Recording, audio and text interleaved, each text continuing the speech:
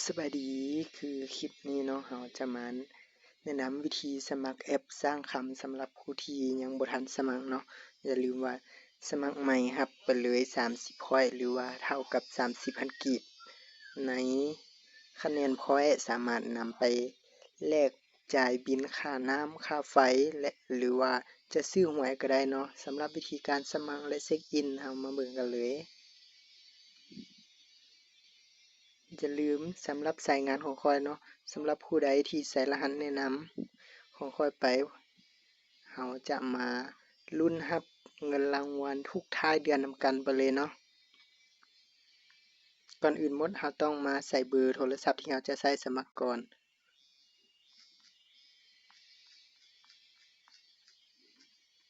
แล้วหลังจากนั้นตามด้วยรหัสแนะนำสำหรับรหัสแนะนำเนาะ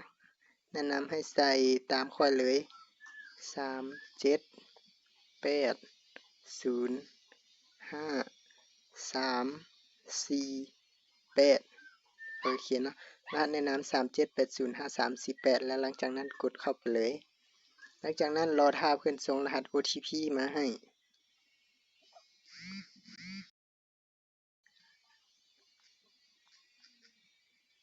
หลังจากนั้นกดยืนยันรหัสตัวนี้เนาะเป็นรหัส PIN รหัสล็อกแอปของเราเองแล้วแต่ไผสิตั้งเนาะตั้งจังใดก็ได้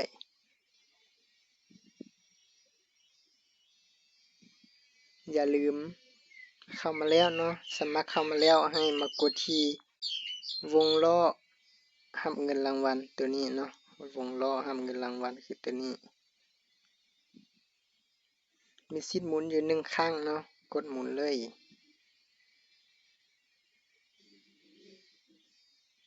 โอเคได้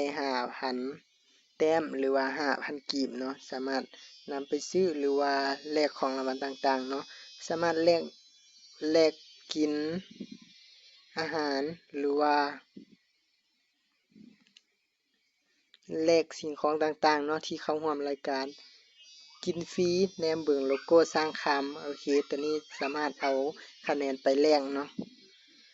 ตามร้านค้าต่างๆที่เข้าร่วมรายการและอย่าลืมว่าเราซื้อเองลดส่วนลดอยู่ที่ 10% และแนะนำหมู่ได้อยู่ที่ 6% และหมู่ของหมู่เราจะได้อยู่ที่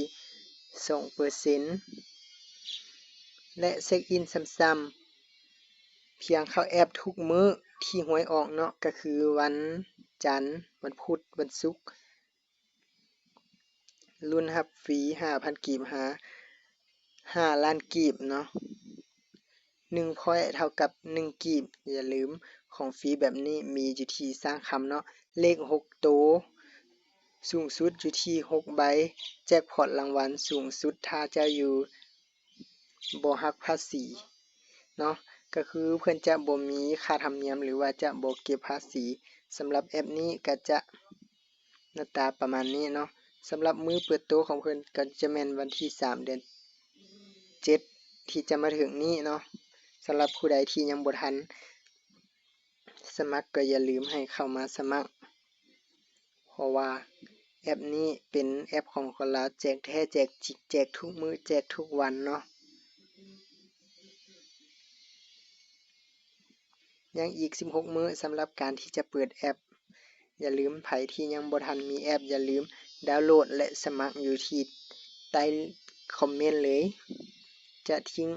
ลิงก์ดาวน์โหลดและลิงก์สมัครไว้ในคอมเมนต์ไว้ให้เลยและลิงก์กลุ่มอย่าลืมสมัครแล้วใส่รหัสแนะนำที่ค่อยแนะนำไปเนาะแล้วทักเข้ามารับเงินแนะนำกัน